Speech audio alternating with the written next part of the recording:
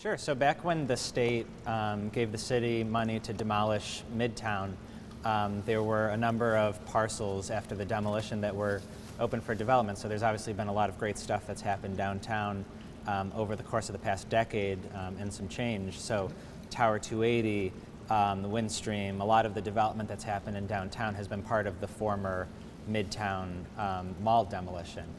Parcel 5 is basically the last remaining parcel from that demolition.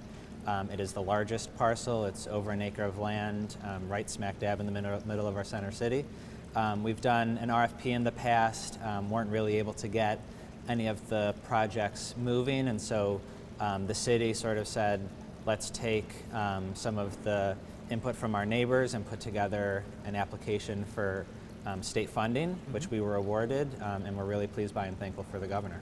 So talk to me about that state funding. It was $1 million from the REDC. Yes. So yes.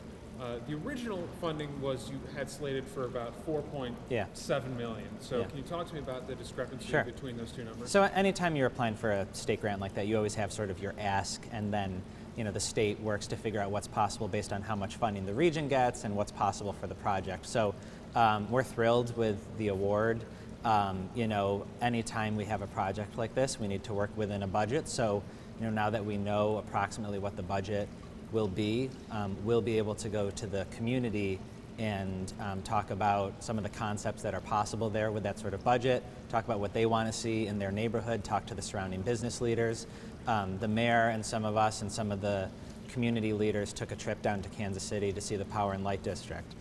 We thought there were elements of that we could incorporate, so elements of entertainment, green space, potentially some shops and retail, sort of to have a real living room of Rochester. And so that's something that we're very interested in. It's something that we're going to, in the coming months, have some neighborhood meetings about and talk to the neighbors to get their input on what should go there. And frankly, at the end, we've got a budget and we've got sort of concepts on what we'll be able to do, and we'll have to have those conversations with the neighborhood and city council and hopefully move ahead this year with a final plan on what will happen to the last parcel from the Midtown demolition. I'm going to ask you to prognosticate just a little bit. So you said it's always working within a budget, but then when you have something where it's $3 million less, and you had set aside, I believe it was just under $19 million for the whole project.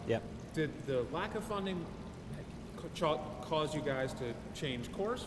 Was the plan always to go out to the community, or did the reduced funding? Well, we always plan on going to the community for their input, no matter what the budget is. It's a really important step in any public works project. We always knew that there would be various options. We knew that there could be various funding levels anytime you do a project like this, where you're searching for outside funding. And so the way these projects work, there's an 80-20 match, so 20% comes from the state and 80% has to come from other sources. So it also adjusts how much the city has to put into the project. And at the end of the day, the things that we're looking to do there that include some public space and entertainment options and potentially a permanent sort of transparent roof that could allow this to be used in inclement weather too. Those sort of things we'll be able to do within the budget that we have allocated. And it's really just coming to the community, coming to the neighbors and the business leaders and coming up with a plan on how exactly that will look.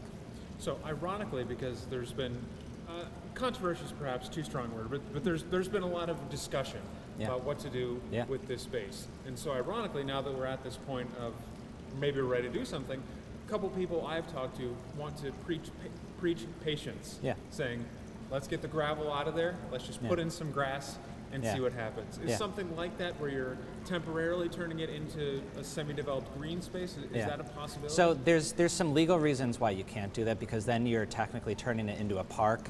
And anytime you turn something into a park, if you want to remediate it, if you want to remove the park, you have to designate parkland somewhere else. And so there's some legal nuances of that, but we want to move pretty fast on this. We know that the community yearns for green space there, and we think that any of the concepts that we would envision for that parcel will include some green space. So it sort of checks that box. We've all seen the great jazz fests and fringe fests and all of the things that have gone on there. So we know there's a desire to have entertainment there. That's something we want to do. And where some people might see just a completely empty parcel with grass, we see part green space, part entertainment options. And ultimately, what the mayor wants is to bring people downtown. So she wants to have things there that are going to attract people throughout the day, throughout the night. We want our downtown to be alive after 5, and so to potentially have some retail options there, potentially some restaurants. But at the end of the day, a place for people to gather is something that I think pretty much everybody agrees upon. So, I don't think we're that far apart from some of the past discussions on what should go there. We feel like we've actually waited a pretty long time on Parcel 5. It's been in the news a really long time. It was demolished, a decade ago. And so, we know that there's a yearning for really a public gathering place for Rochester in the middle of our downtown, and we think we can accomplish that. So you said you're moving pretty fast on it. Any semi-permeable deadline? No, I mean, anytime you're working with a state grant, you need to sort of submit an application and work through the paperwork. So you're not going to see construction there tomorrow, but certainly we hope that, in the next few months we'll start the process of talking with our neighborhood leaders and our local business leaders on exactly what should go there, and we would hope that at some point this year, obviously we're only 6 days into it, but at some point this year we'll be able to really move the ball on this project and get construction going and finally sort of realize the full dream of the Midtown demolition from a decade ago.